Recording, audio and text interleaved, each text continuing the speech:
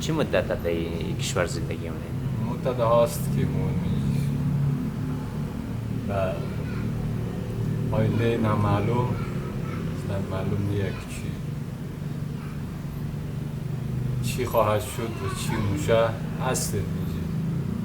بسیارم که جواب خلاصه قانع کننده یا جواب امیدوار کننده بخشی از ما نداده و نمیده. دیگه بنده خودم که را در سن چند سال خلاصه مشکل روانی پیدا کنیم. البته دکترم که مورد یک دوای نمیده که خلاصه او دوا به درد از ما بخورم. مثلا ما او دوا را بخورم و خوب شدم، فقط دوای خواب دیگه، دوای بیهوشی بخوری و بیهوشی دیگه نفهمی که روز شب و طوری خود رسید دیگه. دنزی وضعیت هستم دیگه. مشکل مسانه نمیدونم که گرده که چیه. هم درام که اصلا برادر از بینوسیار یا مثلا سیارس چندین بار درخواست خودم توجهی نمیدونم دیگه. تقریبا 5 ماه پیش هم که عمل شدم دیگه. دکتر گفته بود که دوباره بیا و ما را سیتی اسکن کنم بینگرنم که مثلا همون حالت نرمال جور شده یا نشده که مشکلی دیگه هم داره. کاغذهای خود دوباره مثلا برای سیارس برای سازمان فرستادم توجهی نکرد. اشکال نداره دیگه، تو عمل شده دیگه، مشکلی نداره هیچ فرق نداره. باز ما مشکلی مثلا یا مسانه یا برده یا نمیفهم ما تکلیف برو مثلا پست قسم از هم که بوره که اون گولی مسکن میدیم دیگه خلاص. اصلا خلاصه از خود جان منال مثلا 4.5 سال میشه که مثلا ما این متر روی سرک در زواره به جایی که نه به جگه نه 3 سال که دین ساختمان ویران، نه برق نه آبی نه کدام فسیلیتی نه دستشویی. شاید دوربین باید سخت خانه که موزون دیگه منی دینی وضعیت اگر بارش باید دیگه مجبور صدلا یا مثلا وسایلی وسیله در دستم باشه که او باران را به دست زیرش بگیری که تا مثلا کف زمین را یا مثلا زیر جایی که مخواهمونه که تر نشه.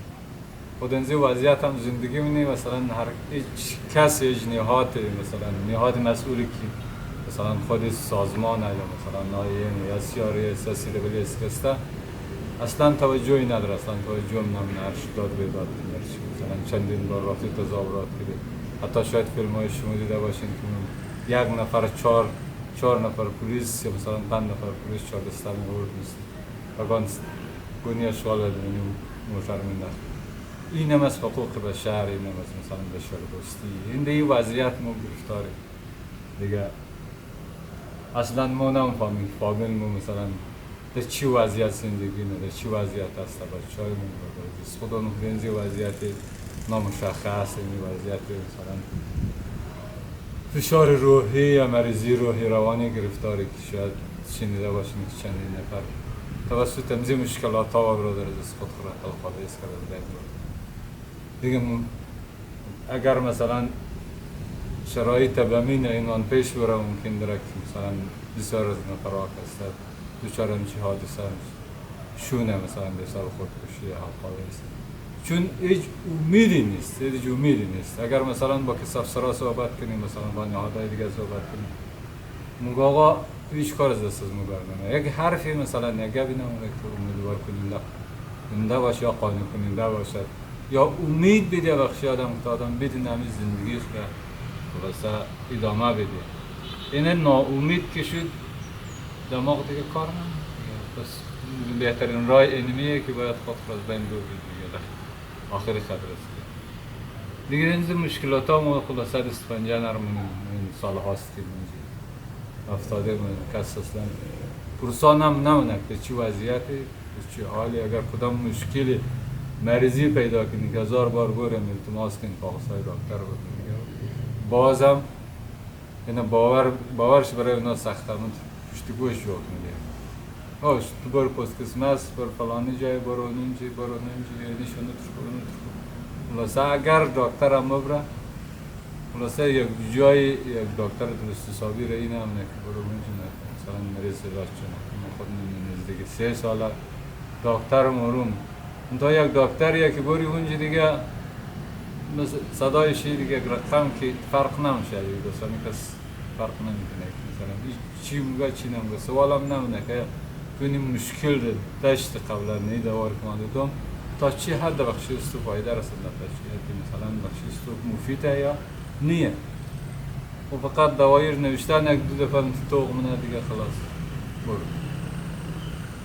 و بالاتر دیگه ما چکلات بیدات منی اصلا صدای ما در جای نمیرسه نه مثلا میڈیایی مثلا خبرنگاری اگر کدام وقت اگر کدام خبرنگاری مثلا باید مثلا از ما اینترویو بگیره یا مثلا پرسان کنه مو مشکلات های خم اگر بگی اون مو حرفای از ما در جای نمیرسه اون حرفای از ما مثلا هم شکایت از ما پخش نمیشه مثلا خبر نمیشه مشکل جای دیگه مثلا این بخشی تر بگم که مشکلاتمون داد و فریاد از ما به گوش هیچ کس نمیرسه به گوش هیچ کس خلاص توجهی به مشکلات و به بدبختی ها و مثلا رنج ها و مشقت های که میکشید کس نه توجهی داره نه توجه منه نه برادر اگر عصد گوش کنید نه گوش از اون نمیرسه نمیدونم کس کجا قدم میشه نمیشه دیگه مو با این مشکلات ها و این بدبختی ها سالهای در اندونزی هست دیگه به نام زنده نه که مثلا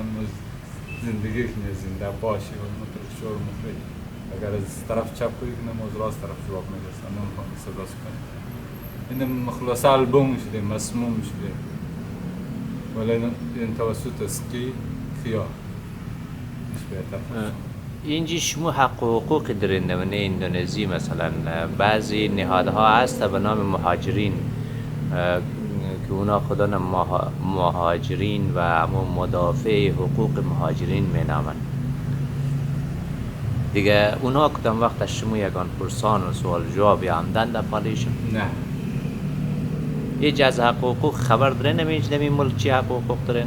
ولی اگر خبر داریم اونمو چیز اگر مثلا ما بوگه که اینی حق مهاجرین به جایی نمیرسه کس نیست که مثلا گوش کنه که واقعا حق شماست در کجا تظاهرات کردین تا نظر؟ تظاهرات پیشی مثلا چندین بار پیش دفتر نسیار رفتیم تقریبا از 3 ساله که باید آمد این تظاهرات رفتیم دیگه پیش دفتر آیم رفته مثلا CRS یا مثلا GRS یا CWS بخش مثلا صحیه یکش بخش مالیه دیگه رفته اصلا هیچ توجهی وجود نگرفته توجه بخشی دنیا چی حرف دارین چی پیام دارین در دنیا برسه پیام از ما این میگه که به دادی از این مردم بدبخت عواره‌ای که سالها سردرگم در اندونزی اصلا آینده شید معلوم نیه که چند سال دیگه باز بماند چند نفر دیگه باز خدا ناخسته صد خدا ناخسته باز حلقه بس کنه باز زندگی پایان میره این میره به داد از ما مردم بیچاره و مظلومی مهاجری که مثلا سالهاست در انتظار سالهاست که امید داره باز ده حالی زن بچه